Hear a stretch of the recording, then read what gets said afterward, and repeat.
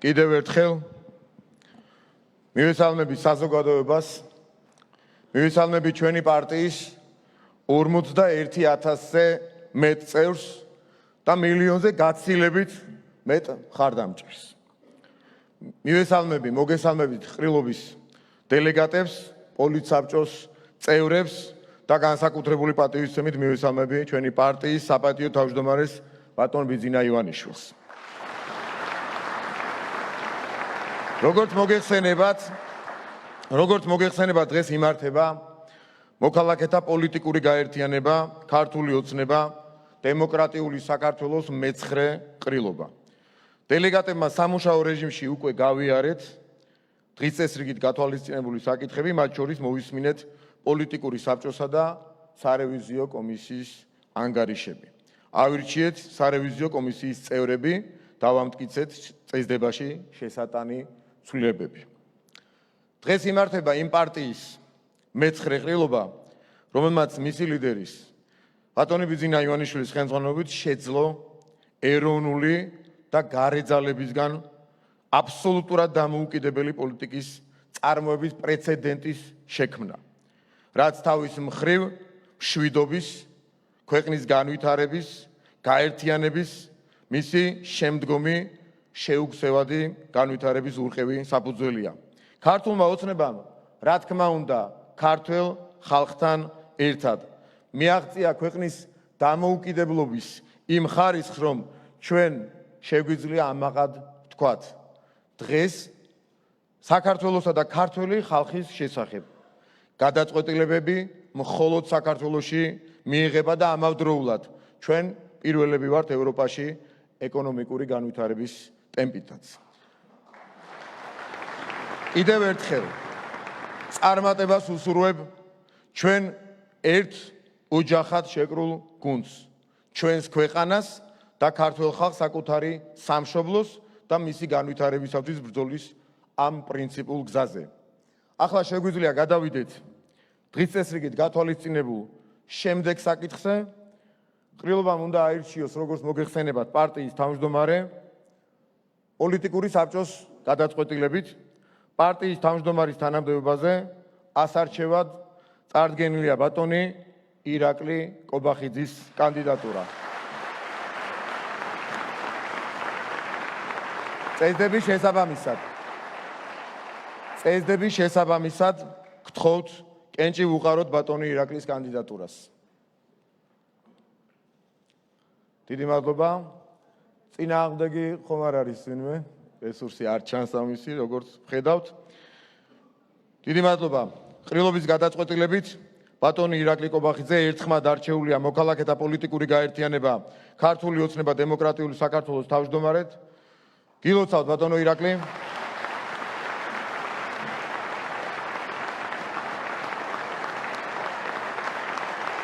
ღირსეულ ადამიანს, უღალატო თანამებრძოლს და მეგობარს წარმატებას გისურვებთ ამ ურთულესი გამოწვევებით სავსე პოლიტიკურ საქმიანობაში და გთხოვთ მიმართოთ საზოგადოებას, დელეგატებს და გააგრძელოთ ყრილობის წაყვანა. დიდი მადლობა.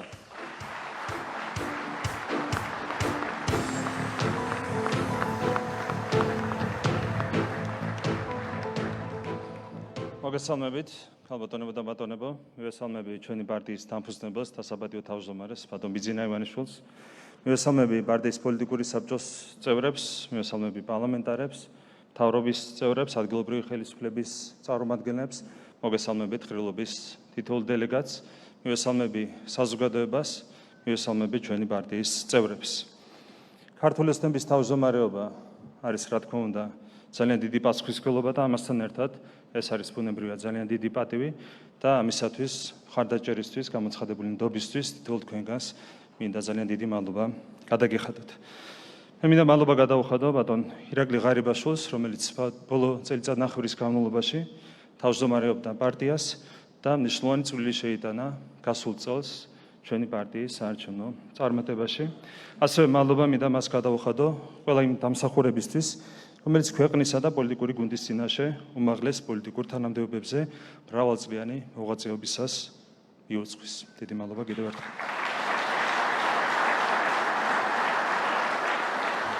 ხალბატონებო და ბატონებო, ახლახანს შესრულდა 13 წელი ქართული ოცნების დაფუძნებიდან. ეს იყო საქართველოს დამოუკიდებლობისთვის, მშვიდობიანი განვითარებისთვის, კეთილდღეობისთვის, ქართველი ხალხის ღირსების დაცვისთვის, უთანასწორო, მაგრამ მართალი და წარმატებული ბრძოლის 13 წელიწადი. ამ ბრძოლას საფუძველი ჩაუყარა ჩვენი პარტიის დამფუძნებელმა და საბადიო თავმჯდომარემ ბატონმა ბიძინავენიშვილმა. მე თავისუფლებას მივცემ თითოეული თქვენგანის სახელით, მას გადავხდი უდიდეს მადლობას ქართული საქმის კეთებისთვის.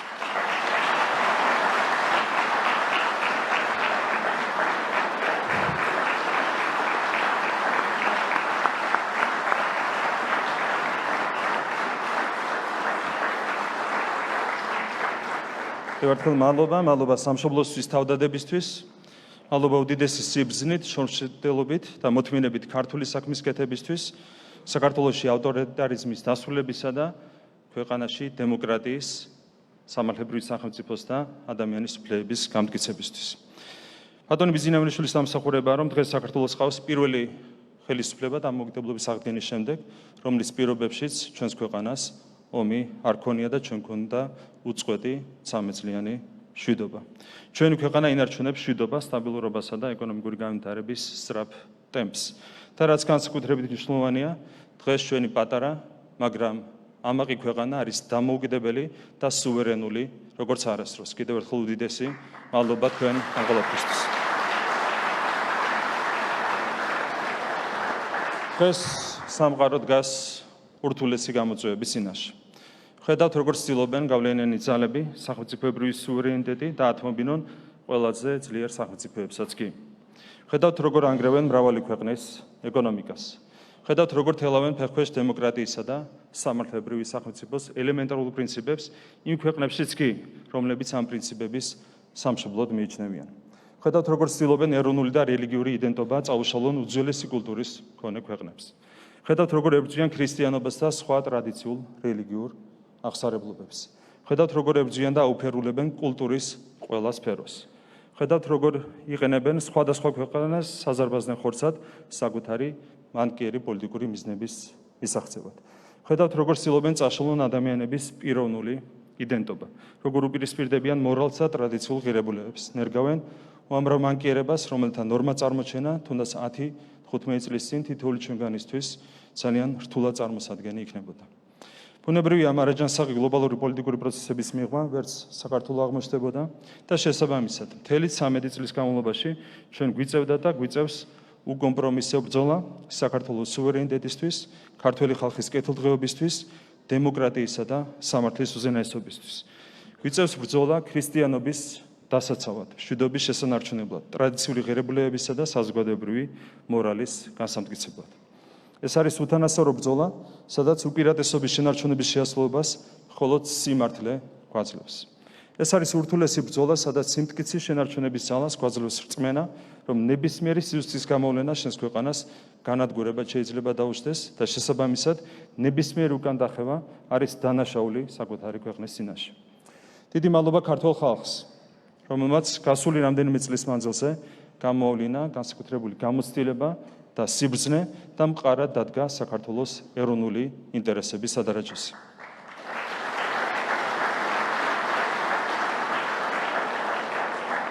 სწორედ ქართველი ხალხის საზოგადოების ნდობა და მხარდაჭერა იყო მთავარი, რაც ჩვენ ყველაზე რთულ მომენტებში, ყველაზე რთული გამოწვევების გადალახვის საშუალებას გვაძლევდა.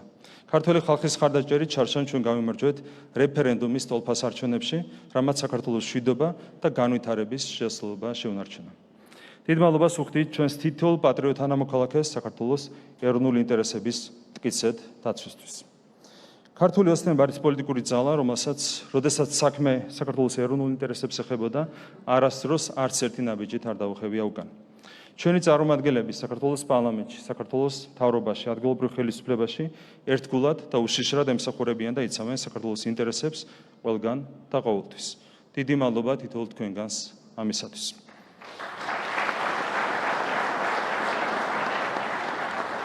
ადგილობრივი თვითმმართველობის არჩევნებამდე 5 თვეზე ნაკლებია დარჩენილი. არჩევნებისთვის ამზადესი უკვე დაწყებული გვაქვს და რამდენიმე კვირაში უკვე ოფიციალურად გაიხსნება ჩვენი საარჩევნო კამპანია. პარტია სრულად იქნება მობილიზებული მე-10 საიუბილეო გამარჯვებისთვის.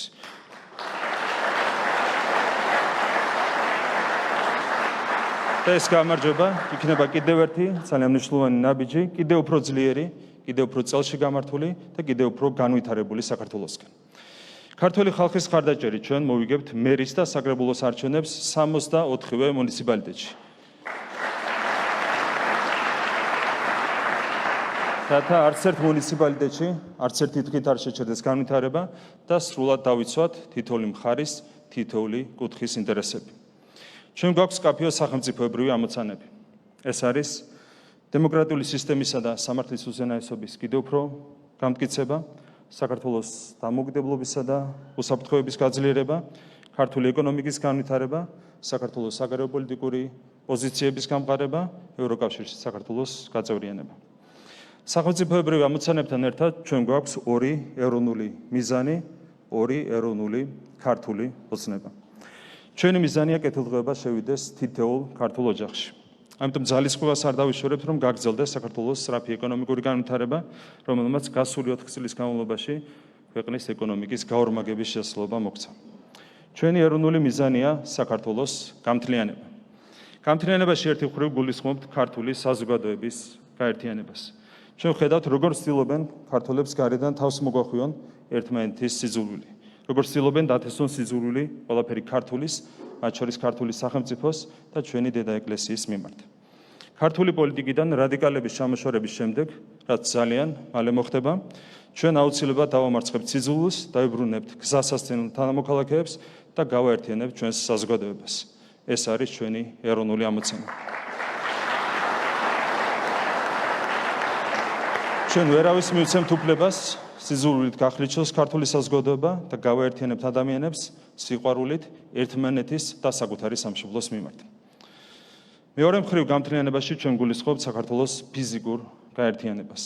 აფხაზეთისა და აფხაზების, ცხინვალისა და ოსების დაბრუნებას ერთიან ქართულ სახელმწიფოში. ჯერა რომ შვიდობით, პრინციპულობით, სიყვარულითა და მოთმინებით აუცილებლად აღვადგენთ დობას და დობასთან ერთად ერთიანობას და ამით ავასრულებთ ჩვენს უმთავრეს ეროვნულ ქართულ ოცნებას ერთიან საქართველოს.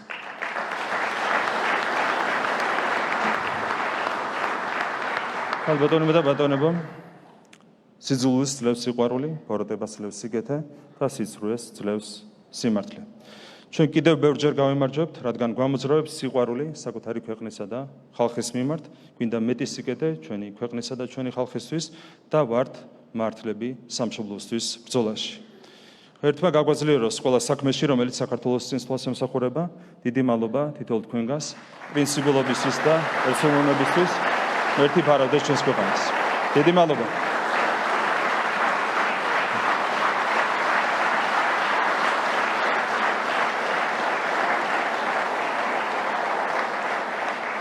დიდი მადლობა.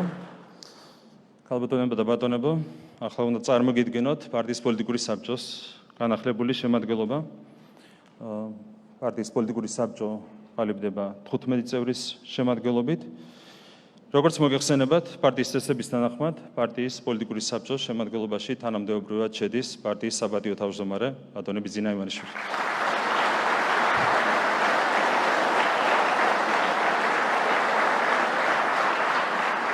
პარტიის პოლიტიკური საბჭოს შემადგენლობაში ასევე თანამდებობრივად შედის პარტიის თავმჯდომარე. წარმოგიდგენთ პარტიის პოლიტიკური საბჭოს წევრობის 13 კანდიდატს. ჩვენი პირველი კანდიდატია, რა თქმა უნდა, ბატონი კახა კალაძე, პარტიის გენერალური მდივანი, ჩვენი დედაქალაქის ქალაქ თბილისის მერი. ბატონი შალვა ბაბუაშვილი, საქართველოს პარლამენტის თავმჯდომარე. ბატონი მამუკა მდინარაძე, პარტიის აღმასრულებელი მდივანი, საპარლამენტო უმრავლესობის ლიდერი. ბატონი გიორგი ვოლსკი, ჩვენი გუნდის გამოცდილი ლიდერი, პარლამენტის თავმჯდომარის პირველი მოადგილე. ალბათონი თეა ზულუგიანი, ასევე ჩვენი გუნდის დაშიანი ლიდერი, პარლამენტის თავმჯდომარის მოადგილე. ბატონი ვახტანგ გომელაური, ვიცე-პრემიერი, საქართველოს შინაგან საქმეთა მინისტრი, გენერალ-პოლკოვნიკი. ბატონი ირაკლი ჩიქოვანი, ვიცე-პრემიერი, საქართველოს თავდაცვის მინისტრი. ხალბატონი მაკა ბოჯორიშვილი, საქართველოს საგარეო საქმეთა მინისტრი. ბატონი ნიკოლოზ სამხარაძე, საქართველოს პარლამენტის საგარეო ურთიერთობათა კომიტეტის თავმჯდომარე. ხალბატონი მარიამ ქრივიშვილი, საქართველოს ეკონომიკისა და მდგრადი განვითარების მინისტრის მოადგილე. ბატონი დიმიტრი სამხარაძე, ჩვენი პარტიის რეგიონული დივანი, საქართველოს პარლამენტის წევრი. ბატონი სულხან თამაზაშვილი, ჩვენი პარტიის აჭარის ორგანიზაციის თავმჯდომარე და აჭარის ავტონომიური რესპუბლიკის მთავრობის თავმჯდომარე. და ხალბატონი ნინო წილოსანი, ჩვენი პარტიის ქალთა ორგანიზაციის თავმჯდომარე, საქართველოს პარლამენტის თავმჯდომარის მოადგილე. ასეთია პოლიტსაბჭოს წარმოადგენელი შემადგენლობა. და ჩავატაროთ კენჭისყრის პროცედურა და მინდა გთხოვოთ მანდატების საწევით დაგვიდასტუროთ ხარს უჭერთ თუ არა პოლიტსაბჭოს წარმოადგენელი შემადგენლობას ვინ არის მომხრე. დიდი მადლობა. წინააღმდეგი ხომ არავინ არის? თავი ხომ არავინ შეიკავა? დიდი მადლობა პოლიტსაბჭო დამტკიცებულია ერთხმად და ერთსებოვნად. დიდი მადლობა მხარდაჭერისთვის.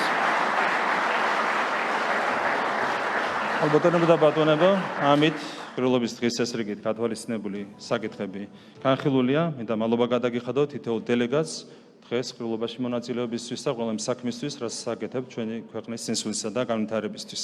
დიდი მადლობა კიდევ ერთხელ ამით ღირსებას დაახლოებით ვაცხადებ.